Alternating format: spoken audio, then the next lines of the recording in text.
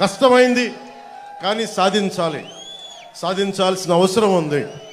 అలాగే మధ్యతరగతి అందరూ కూడా కులాలు, మతాలు, వర్గాలు మర్చిపోయి మీరు కనుక ముందుండి రాజకీయ చైతన్యంతో నడిస్తే, దేవరకొండ బాలగంగాధర్ తిలక్ గారు ఒకటే చెప్పారు, సగం మనుషులని. మన సగం మనుషులు కాదు, పూర్తిగా హృదయం నిండిన మనుషులని దాన్ని తప్పు చేద్దాం.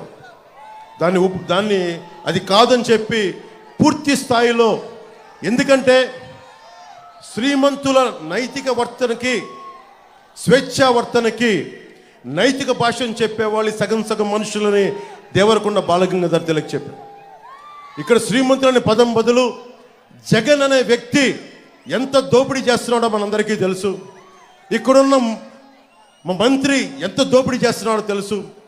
ఇక్కడున్న వాళ్ళ మంత్రి కొడుకు ఏం దోపిడీ చేస్తున్నాడో తెలుసు.